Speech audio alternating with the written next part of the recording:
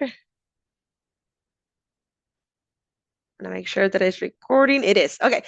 Again, good afternoon. Happy Monday. Happy Monday. Hope you all had a great weekend. Welcome to the informational meeting for this Operations and Policy Analyst 4 position, also known as Child Welfare Senior Tribal Policy Analyst.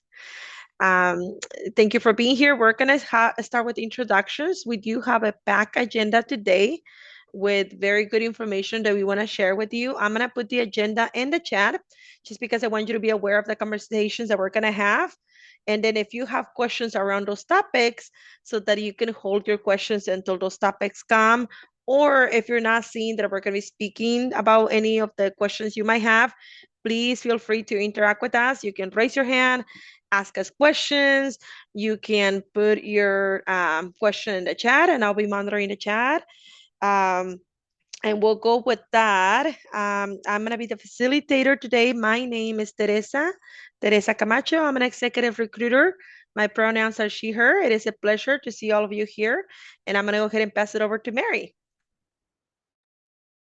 Hi, thank you all for making it today. I'm Mary Geelan. I use she, her pronouns, and I'm the Family First Manager in Oregon. I'm not actually the hiring manager for this position. Cheryl Coons is, and she's not able to be here today. So in her stead, I'm here because the person in this position works really closely with me and my team. I'm sort of a matrix supervisor to the person in this position. So I'm really happy to meet you all today. Thank you, Mary. AJ, you want to introduce yourself, please? Sure. Good afternoon, everybody. I'm AJ Goins. I am a retired employee from ODHS a couple of times, actually.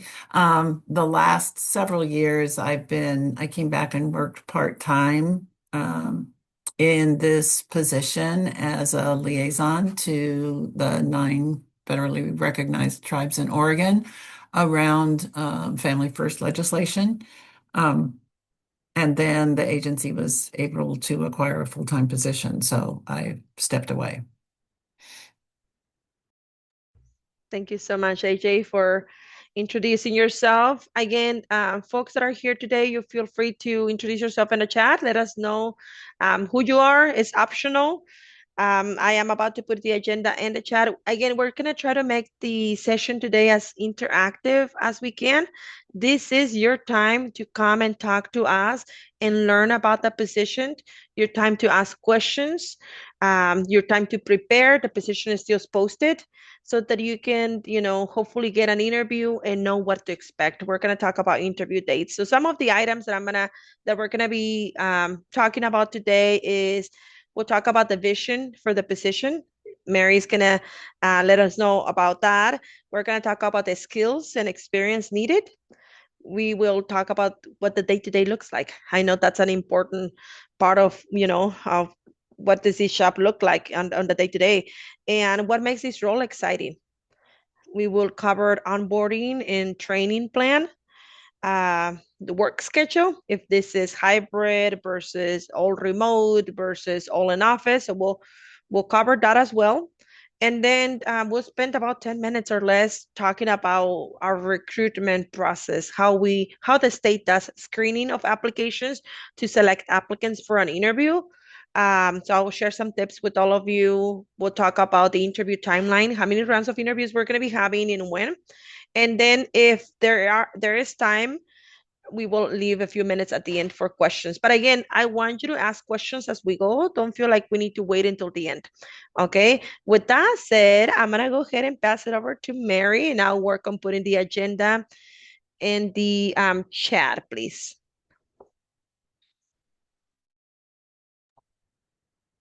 Thank you for that.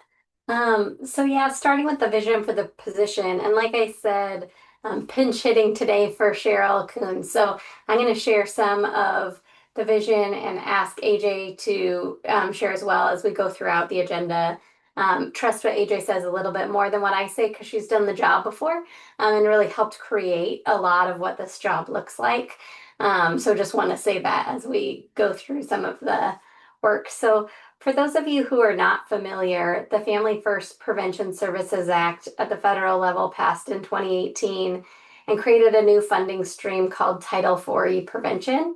And that creates an opportunity to draw down federal matching dollars to support both evidence-based and now tribal-based prevention services focused on parenting, mental health, or substance use disorder. And so we're really excited. This has now been approved by the legislature as a permanent position, a permanent full-time position to lead our partnership, like AJ said, with the 9 federally recognized tribes in Oregon that we have the state agreements with to facilitate and develop implementation of evidence-based practices in partnership with tribes, as well as how to draw down the federal dollars to support tribal-based practices. So this is a high level position that helps us honor government to government relationship with tribes and really is focused on the sovereignty of tribes and determining what is in the best interest of their families and us coming alongside and supporting their ability to do that and maximizing federal funding to support that. In Oregon's current Title 4E prevention plan, so again, that's the federal funding stream for prevention services, we currently have 4 evidence-based practices and are partnering specifically with tribes on motivational interviewing as one of those practices, have been partnered with all 9 tribes, and AJ can answer questions about that since she helps lead that work, or did and continues to do some of that work. We have a new plan that we're submitting that has been the tribes in Oregon participated in the development of that we're submitting to the federal government that includes 11 evidence-based practices and now will include 22 tribal-based practices as well that we're really excited about, and I can tell you more about that. But again, we want to make most of the time available for your questions, so I'll just leave that there. But the person in this position will help partner with tribes in realizing the new plan and helping tribes claim for those practices if the new plan is approved. The person in this position serves as a subject matter expert on Family First as it pertains to the 9 federally recognized tribes and other tribal communities. The person in this position will negotiate evaluation contracts with purveyors of evidence-based practices or university partners, negotiates government-to-government agreements with tribes, and supports tribal practices and processes to help them anything kind of pertaining to preventing kids from coming into foster care. I forgot to mention, when I say prevention in this case, in the case of Family First, what we're trying to prevent is children entering foster care. So these are prevention services that are focused on supporting families earlier to prevent things from escalating into a point of crisis and children coming into foster care. So the person in this position will be working on these services specifically, but more broadly with tribes on their prevention programs generally. It includes program development and analysis. So things like developing policies or guidelines related to implementation of Family First, providing ongoing feedback to our executive leadership around the impacts of the services that are being delivered to families and how our partnerships with tribes are going and what could help facilitate stronger partnerships. Effective communication strategies with tribes. We know that tribes have an enormous amount of administrative burden across many different programs and often small teams. So really thinking about and developing effective communication strategies with tribes that is supportive of their needs and desires and responsive. Research of national best practices and looking at data to inform what we build here in Oregon. And then serving as a subject matter expert for leadership or the legislature or others related to implementation of Family First with tribes. Obviously, never speaking on behalf of tribes, but in what the state's responsibility and work is related to that. It also involves some project implementation. So identifying and clarifying system practice issues, developing training programs for tribal staff in partnership with tribes, leading and facilitating discussions with tribal staff and community members on the design or implementation or planning processes related to implementation of Family First, as well as support and working with tribes around evaluation and reporting. Like many federal funding streams, there's a lot of complexity to how the reporting needs to happen, the data requirements. We want to ensure we're honoring data sovereignty of tribes. And so the person in this position will be needing to partner with tribes and potentially with our information systems within Oregon and thinking about how to ensure that reporting requirements are met, that we're minimizing the administrative burden for tribes and really honoring and assuring and protecting data where needed. There's also continuous quality improvement related to these initiatives. So helping to support kind of reviewing outcomes and moving and making progress towards getting better outcomes for kids and families as defined by tribes. I'm gonna pause there. AJ, what would you add in terms of the vision for this position? Um, I think you covered the majority of the work pieces. I would emphasize im the critical importance of building relationships, um, and approaching the work with any of our Native communities with humility and uh, uh, an openness to listen and learn what prevention means in a Native context as opposed to a Western context.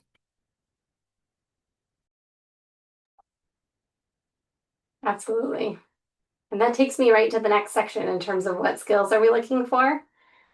Relationships is at the top of the list. I think the person who will succeed best in this position is somebody who can develop those strong relationships and build trust. And I feel like these sometimes are thought of as different skill sets, but we really need both.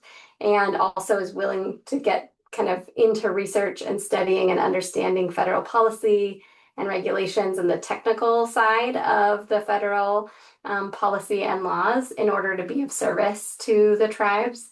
So I think we need both strong relational skill set as well as strong kind of technical capacity and willing to understand.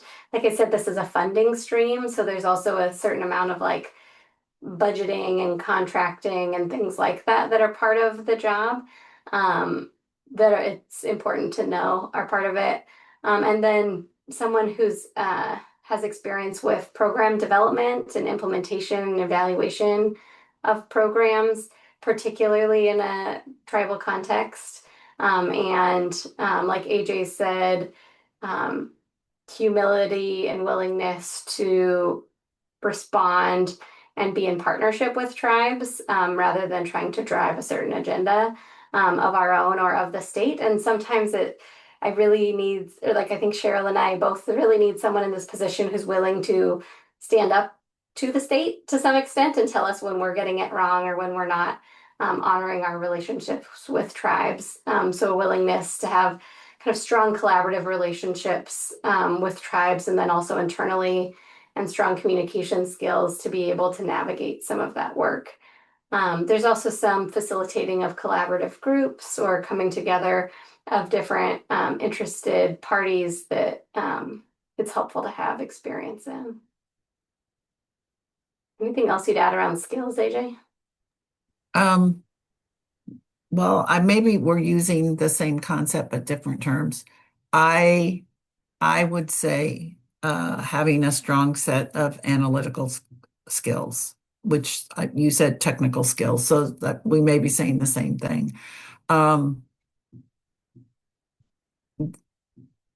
for the most part, there is not time in a Native community's child welfare program to sit and analyze federal law.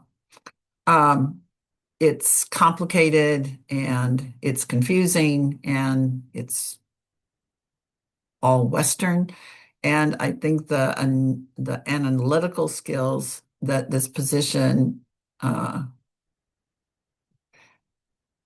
has to serve tribes well is to interpret what that law means within the context of what is occurring in a Native community, which is why I think both referenced earlier the ability to really listen with intention inside tribal communities, Native programs, tribal social services systems. Thank you both. There is a question in the chat, and it says, while developing training materials, should they be centered on only the tribal communities or for all audiences? AJ, I'm curious if you want to answer that first, and I'll go second. Sure. I guess the question begs for me, training materials for what? We have done a lot of work here in Oregon and in other states as well on motivational interviewing, which is an evidence-based practice under the Family First Act. And in that context, we really have created a training methodology that is focused on and intent on honoring Indigenous learning theory. So in those contexts, the focus really is on the audiences of the staff inside the Native communities. If there's more generally training to, for example, a state child welfare audience on what is happening in the 9 federally recognized tribes in Oregon, that would be really thought about, constructed quite differently than what is happening when you're doing training in the tribal programs. I would also say a lot of the work I had done over the past 3 years around Family First has been taking the requirements of the legislation and sitting with program and fiscal and administrative staff to help to serve as a vehicle to think through what that might mean in terms of use of and implementation of Family First in a Native community. Thank you, AJ. Please let us know if you have any further questions on that. Was there anything else that you wanted to add, Mary? No? No, I think Okay. AJ got it. Perfect. And I do not see any other questions in the chat, but again, feel free to ask questions as we go. Otherwise, we can talk about what the day-to-day looks like. Yeah, so like I said, the person in this position kind of has two teams. They're part of the Child Welfare's Federal Policy and Resources team under Cheryl Coons. And that team really helps lead our work around federal policy generally and federal fiscal strategies, so how to maximize federal funding. And that team works directly with tribes around some of our other child welfare funding streams in support of tribes. So the person on this position is on that team. They also work really directly with our Family First team that I supervise. Our work is really focused on implementation of the Family First Prevention Services Act, but we also have team members who focus on community-based prevention, that is funding state general funds that support programs that aren't eligible for federal funding, but are still focused on keeping children safe and with their families. And then we also have policy analysts on our team who look at integrating policy across different systems of care between Oregon Health Authority and ODHS and Department of Early Learning and Care and juvenile departments and others, having the broader view of we recognize that families come into child welfare oftentimes because they're not getting their needs met through other systems of care, and so have folks on our team who help with kind of those intersections with other systems as well around prevention. So in this position, you would be working in a hybrid setting, and I can let AJ put some color on that in terms of how much time you're spending. A lot of meetings that happen internally within the state are virtual meetings with occasional in-person meetings, and those typically happen in the Portland or Salem areas. That being said, this position involves a significant amount of travel statewide, meeting face to face with tribes. Many tribes prefer to have people come and talk to their communities and develop relationships in person. So it's somewhat responsive to the needs of the tribes that you're working with. Um, and in this role, like I said, there's your day might look like developing a relationship. It might look like research around understanding a federal policy. It could look like managing a contract and assuring that it's moving through the process to have invoices paid, things like that. So each day looks somewhat different. And again, I'll have AJ talk more about that. But it is a pretty high pace of work in this position. It can sometimes involve dealing with frustrated people. The child welfare system has a history of a lot of oppression in Native American communities, and so understandably, there's a lot of frustration that occurs, as well as federal law and all sorts of other things. I won't go all the way down that path, but of not serving communities well. So being willing to engage in and navigate frustrated people and finding really like listening and partnering with people kind of despite that and being able to move forward. And then there are multiple partners with conflicting agendas. Sometimes the state wants to do one thing and one tribe wants to do another thing and another tribe has a different interest. And so being able to navigate kind of competing requirements or agendas is important in this position. AJ, what would you say about what the day looks like? Um, I said while I was working in the position that I got paid by the state of Oregon, but I worked for the tribes. And I approached that work in that way. Um,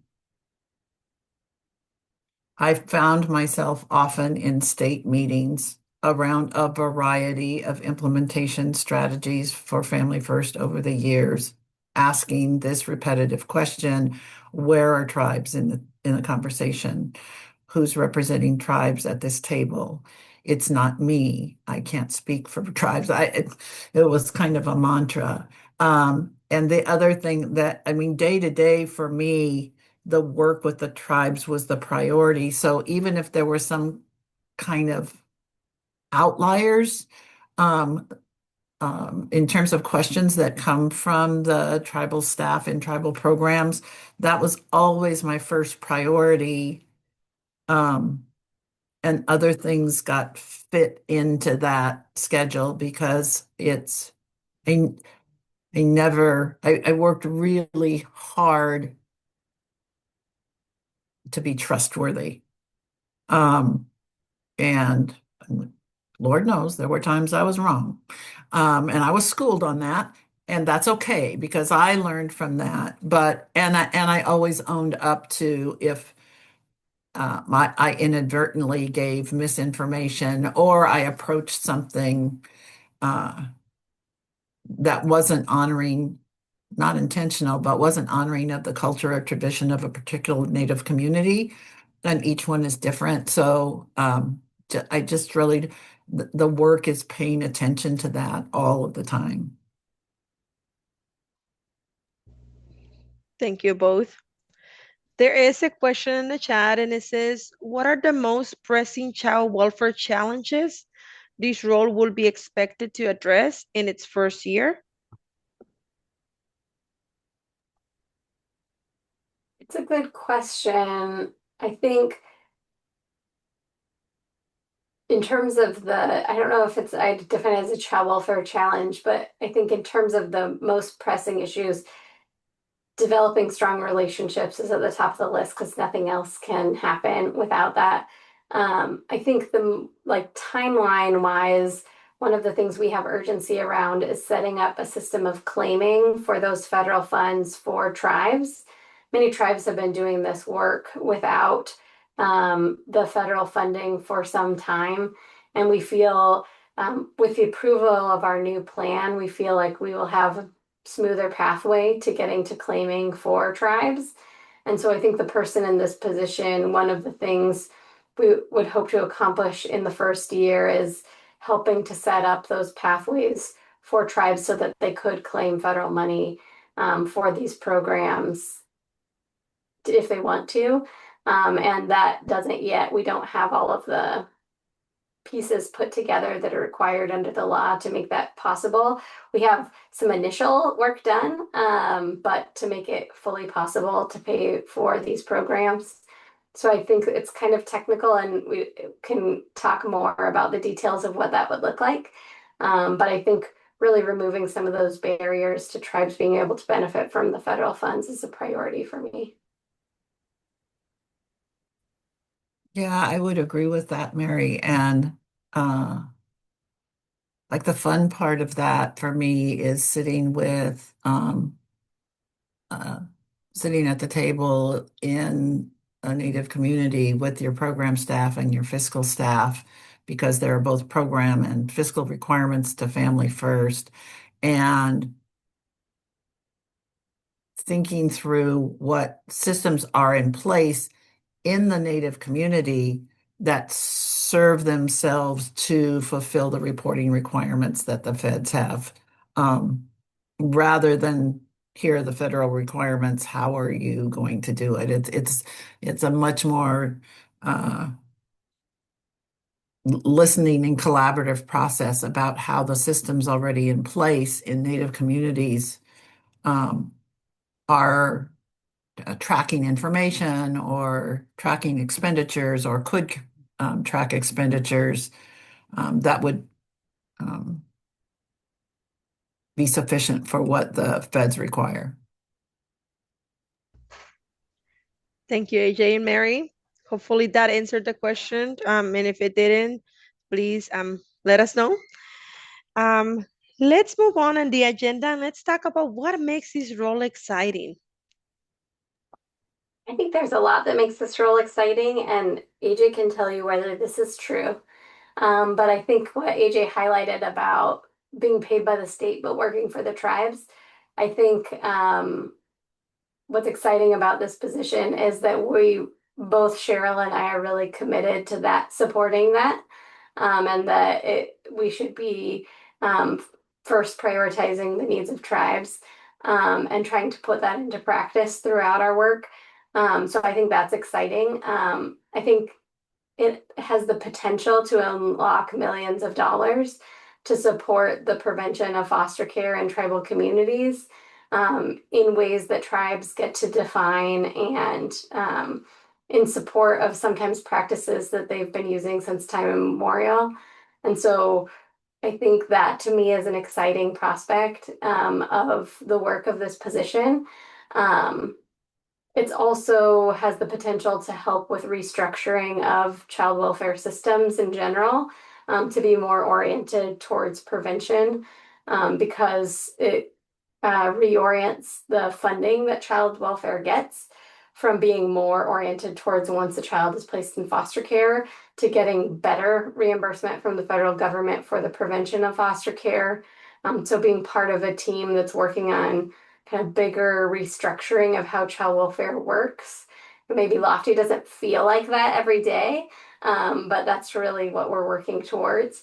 And then I think to some extent, It's a pretty flexible, self-driven kind of position where you're identifying issues and partnerships with tribes and going out and solving them, not a super micromanaged.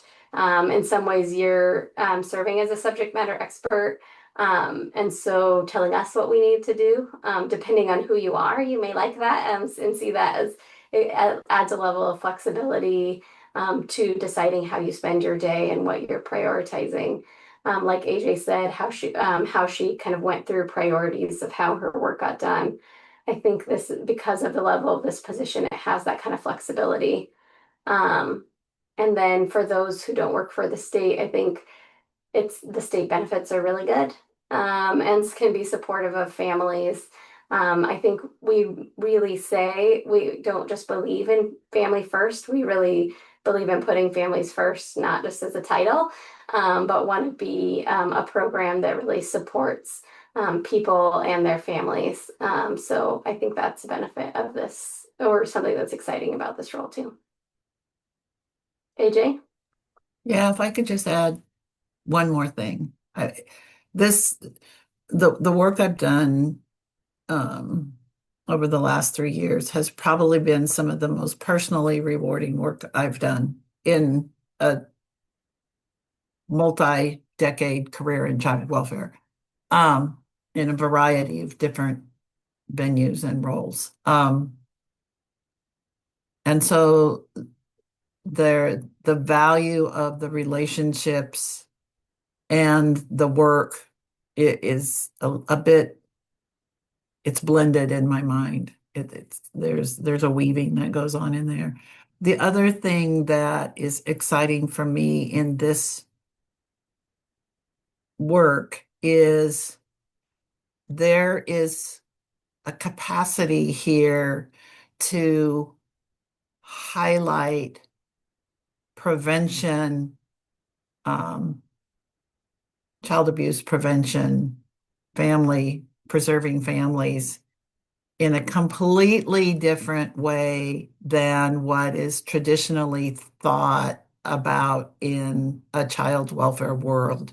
If you're working and when you're working in Native communities, um, around all the relational aspects of the work and the cultural traditions and practices that lend themselves to community and belonging.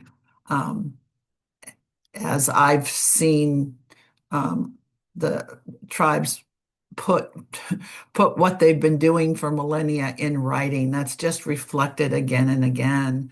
That relational, seasonal uh, blending and weaving of Native tradition, practice, and culture into the work of prevention and in Native communities, I would say healing.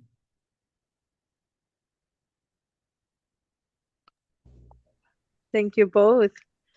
All right. Again, please feel free to ask questions as we go. Make sure that we're picking Mary and AJ's brain for this position. We will talk in a minute about the screening process, and we'll talk about the information you should be included in your application material to hopefully get an interview for this position. It will be very competitive. But let's talk about, Mary, what will that look like for a new employee coming in into this position? What will the onboarding and the training plan be like? Well, again, not being the direct hiring manager, I don't want to say too much on behalf of Cheryl. Cheryl, who is the hiring manager, like I said, has a lot of expertise in federal policy. She also served for the last year as an interim tribal affairs manager, so has developed really strong relationships with tribes. And so I think she will have her own kind of expertise and onboarding plan for the person in this position um, that I know will also involve kind of partnership and orientation with each tribe as they kind of define how they want that to look. Um, Within Family First specifically, we are part of a national network of folks implementing Family First and get national technical assistance from Chapin Hall. So if the person coming into this position doesn't come with expertise in family first, we know it's kind of like a niche issue. That's okay. Some of our technical assistance providers can help with orienting you to some of the federal law and particularly exploring some partnership with other states where they have strong tribal partnerships and family first, kind of what it specifically means for tribes, as well as have partnered in the past with the with NICWA, the National Indian Child Welfare Association, who and have been thought partners with us in implementation of Family First with tribes. Can certainly look into their support around supporting the person in this position. The current candidate who's in the current person in this position will be moving back to our Office of Tribal Affairs, but will continue to be available to the new person who takes this position. So we all have an intent to have it be a smooth, kind of warm handoff. And then AJ is on contract with us right now, still supporting this work. So provided her contract continues long enough for us to get someone in this position, we may be able to ask AJ for support and orientation of a new person in this position. I haven't talked to AJ about that yet, so I can't say that we for sure will do that. But yeah, I think there are a lot of folks who can wrap around in supporting somebody coming into this role. Thank you so much, Mary. AJ, was there anything you were going to add there? I'm sorry. No. Sorry, I just forgot to turn the speaker off. Okay, no worries at all. All right. Well, I know the next topic it's the schedule, right? Is this all remote? Is this a hybrid? Is this all in office? And in the job announcement, we talked about that it is a hybrid schedule. And I will kind of start the conversation, Mary, and please correct me if I'm wrong or feel free to add. But when I first met with Cheryl, we talked about this position. She said that you will need to be in the community, building relationships with our tribal communities about, once a month. It could be more, it could be less, but this person does need to be available. And it could be that you travel to different parts of the state of Oregon. Is that kind of your understanding, Mary?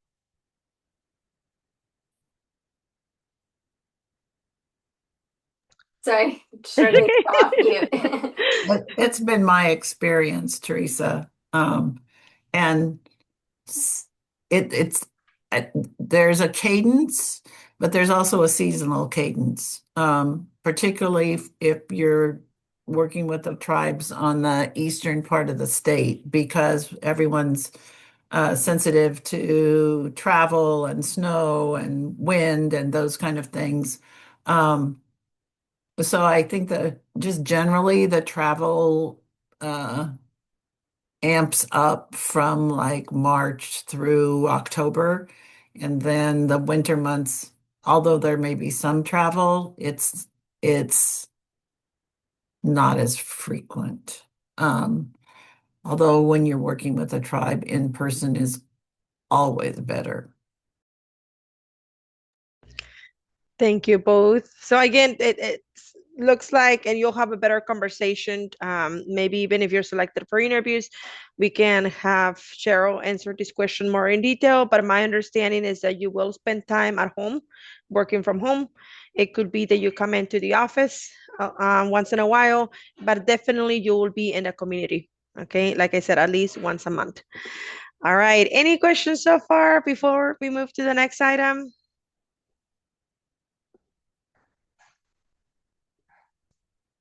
You're all very quiet today.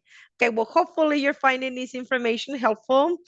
Um, I'm gonna give Mary and AJ a break for a minute, and I'm gonna talk with all of you about our recruitment process with the state.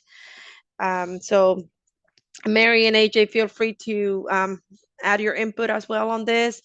Um, for the state, before we invite applicants to an interview, we're manually reviewing your application material twice to even select our applicants. So we're looking for two things, and you're going to find these two things in the job announcement. Okay, the first screening is to confirm that you meet the minimum qualifications. Okay, so please, please read the entire job announcement. And if I was you, I will also encourage you to get a copy of the position description. We want to make sure you have a good understanding of what this role does, right? And you coming in into this session, that will also give you a good understanding as well. But if you understand what the role entails, then you're going to do a better job when you're crafting your application material to demonstrate, yes, I have the skills that you're looking for. So the first screening is to determine applicants meet minimum qualifications. Second screening, it is to confirm that applicants meet most or all of the essential attributes listed in the job announcement. Okay, and this screening process is followed by all state agencies. That's how we determine who we're going to interview. Okay, so again, in the job announcement, it says include a cover letter. Please include a cover letter and talk about how your experience has prepared you for this position.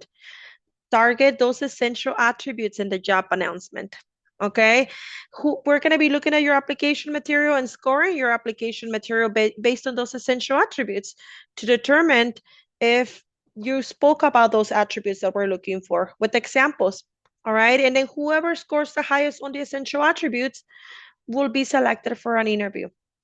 Earlier, I mentioned that I put in the agenda that um, we're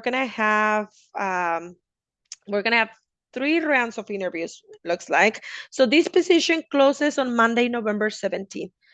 Monday, November 17th is the day. Let's say you already submitted an application and you did not know that you needed to tailor your application material to those minimum qualifications, essential attributes. I will recommend that you withdraw and resubmit again with your updated material. It is to your benefit to do that and submit a full application to demonstrate all of the skills needed for this position if it is that you have those skills that we're looking for. Okay, but otherwise, let's say you don't want to withdraw. What you can do, you just update your resume, update your cover letter. You can email those to me. I'm going to put the email address in the chat and I can upload them for you or replace them for whatever you had in there. Okay, so you have a couple options. Just make sure you're doing all of that before the deadline, which again is Monday, November 17 at 11:59 p.m. Pacific time. Any questions in the screening process? We'll talk about interviews in just a second. I'm going to put my email address in the chat.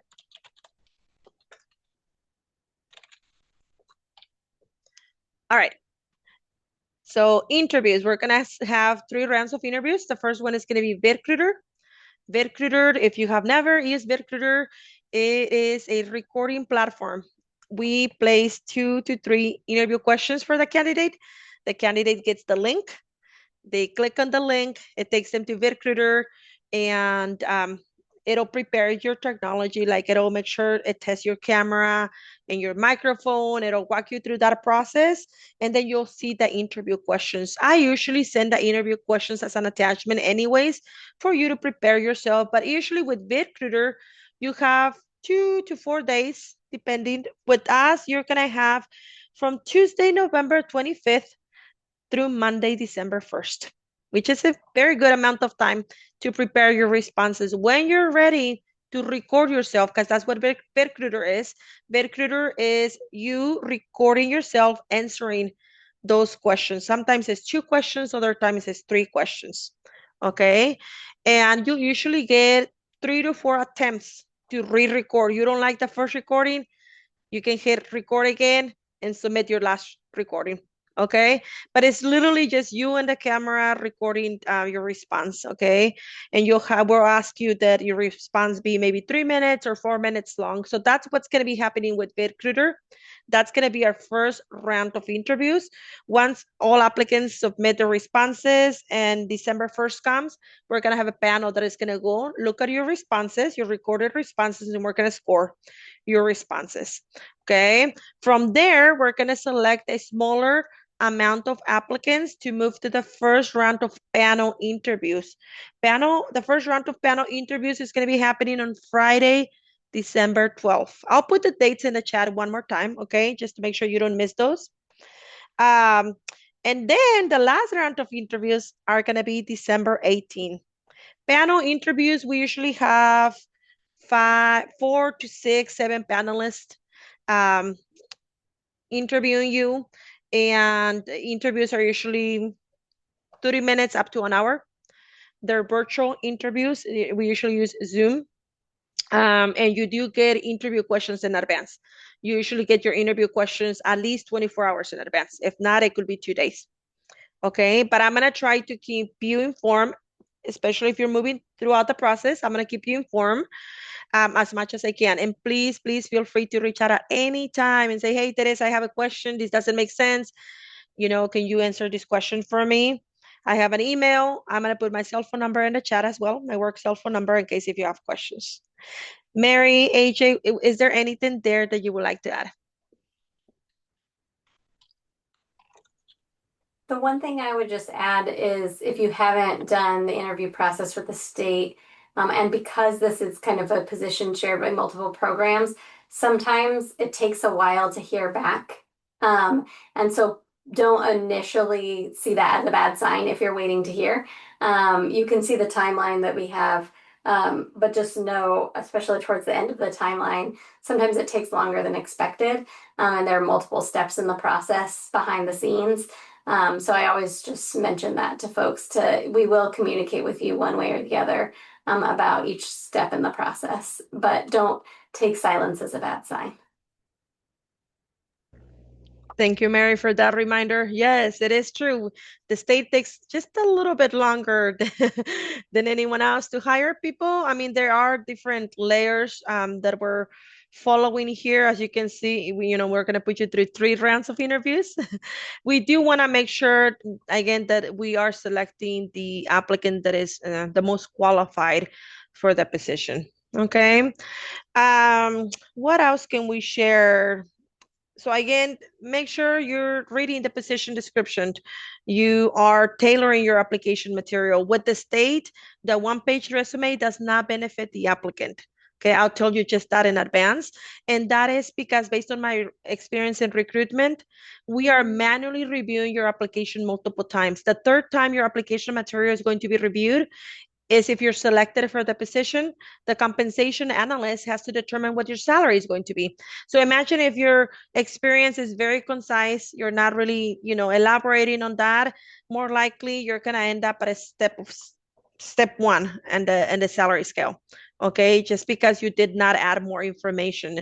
And I know a lot of the times when I'm reviewing applications, I'm seeing titles and I'm seeing the companies that you're working for, and I can tell that you have the skills, but if you don't put it on writing, you're not getting credit for that. You have to spell out that you have the skills in order for us to count that and give you credit for that.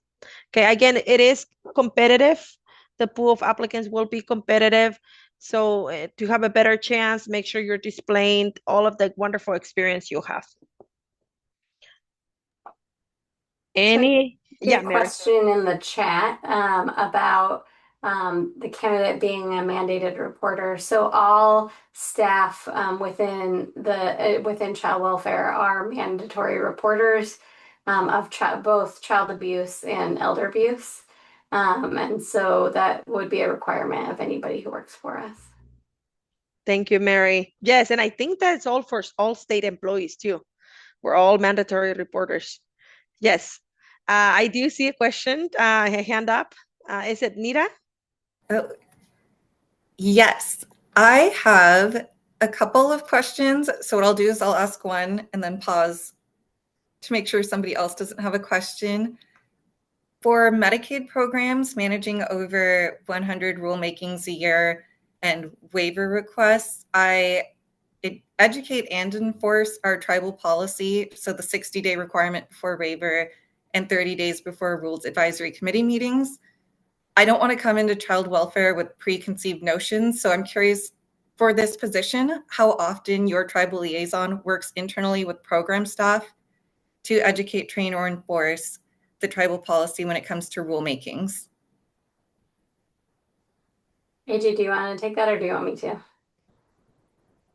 I've been out of that for a bit, Mary, so I'll let you Yeah, take I'm happy it. to. So we have a tribal consultation policy within ODHS that's both about engagement and formal consultation and a process for that. that in ODHS was only implemented about a year ago, and outlines kind of the steps that we go through and how to determine whether a decision needs formal consultation. It goes beyond just rule or policy, but any kind of other decisions that are impacting, have the potential to impact tribes. Though it sounds like potentially different kinds of timelines than what you have within OHA potentially. We work really closely with the Office of Tribal Affairs at ODHS on kind of the best ways to ensure that we're complying with the consultation policy. Most often, we're doing a lot of engagement with tribes even before we get to those processes. Tribes have been a part of the design process, are defining their own prevention plans, and those kind of oftentimes will come before, as we're getting to points where we're going to have to make decisions or major changes are going to occur. But the tribes have been part of our policy, is that they've been engaged prior to that. So that is, can't give you as specific of timelines, but I'm happy to share the ODHS tribal consultation policy with you as well. Thank you. The answer is very helpful. And again, I'm going to pause because I have a couple of other questions. Go ahead. I'm not seeing any other questions, please. Okay, great. So another question that I had circles back to Mary and AJ, what you mentioned earlier about creating internal relationships. A process improvement that I've been excited about is breaking down silos or increasing communication amongst divisions and in between the ODHS, OHA agencies. In Medicaid, I saw a lot of overlap to our behavioral health division and got to work with Katie Beck on the overlap that happens in ODHS. Very curious how much of this role is supported in communicating with other divisions. I know I personally in Medicaid was mostly working with Michael Stickler and Jason Steiner, AJ, if you know those names, and over in behavioral health, Angie Butler, back in the day, 2021. So worked really great with our liaisons as well for updating the Rules Advisory Committee policy on our OWLS page, our internal page. So just curious how much of this is only child welfare, staying within the division, or branching out and getting to work with other overlapping programs? Yeah, it's a really good question. Prevention can never be held by child welfare alone, and kind of the reason it lives within child welfare is mostly a function of the federal funding stream. But really, we're working closely across departments, and particularly as it relates to tribes. Around the same time that tribal-based practices were approved for Title 40 prevention funds, they were also approved under our Medicaid waiver. And due to long-standing advocacy by tribes in Oregon, finally got that approval. So we're working closely with the tribal affairs folks and Julie Johnson in Oregon Health Authority to think about how to maximize both Medicaid and 4E prevention for tribes, and kind of create alignment and thinking about within Family First, we can't pay for something that is eligible for Medicaid. But tribal-based practices aren't necessarily Medicaid practices, so there's a lot to sort out there, specifically with the health authority. We also work closely with Dana Castano from the Department of Early Learning and Care. There's a number of early childhood programs that are early evidence-based practices, including Family Spirit that we've partnered with tribes on and added to our next prevention plan. So staying closely related to the folks within at least those two departments. We're also working with juvenile departments and others in our work generally. Really trying to, like I said, there's a lot of complexity for tribes with each of these different federal funding streams to sometimes fund the same work. So our interest is in really aligning the state programs to make it easier for tribes. But I don't know if there's anything you'd add, AJ. No, you mentioned all the names that I was going to mention. I think working inside state government, the silos are big. When you're in Umatilla or you're in Grand Ronde, are there silos? Yes, but they have a different look and feel. And so working inside both is really the challenge and the opportunity for me, I think, in this position. And there's also a certain amount of sensitivity of tribal government and tribal programs as well. Like I made some mistakes early on of assuming that because the early childhood program within a tribe was doing something, that they were aligned with the child welfare program in the tribe. So we were thought we were supporting the overall program by talking to the child welfare folks about it. Really also recognizing and honoring how programs are organized within tribes and being responsive to which of those programs want to engage with the work that we're doing. That's a very insightful answer. And if I'll just give, I'm still on the overlap question. So a follow-up that I have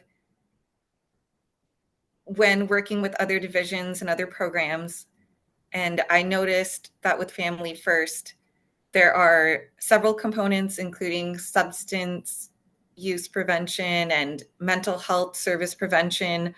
How often do you overlap in working with the behavioral health division, or is that completely separate? Yeah, so specifically with our new plan, we're developing an interagency agreement, for instance, with parent-child interaction therapy. Parent-child interaction therapy has historically been a program that's supported by the Oregon Health Authority. So when we added it to our plan in lieu of ODHS creating our own PCIT for short program, we built it with OHA and are working on passing through the dollars to OHA, who then distributes them. So are really using that as a pilot to test those interagency partnerships so that, for instance, in our new plan, Healthy Families America is in the new plan, and Department of Early Learning and Care already has Healthy Families America in every county in the state. And so we're working with, our plan is not to replicate that, but to work closely with them to bring the federal funding into the program and get back the kind of required data elements and components that are required for the law. So that's similar for programs within tribes as well. So both partnerships with state agencies as well with as tribes and honoring kind of the relationships they already may have within other state agencies. Thank you both for the questions and for the responses. I do want to be mindful of time. We are right at time. So at this point, I'm going to go ahead and stop the recording. Give me 1 second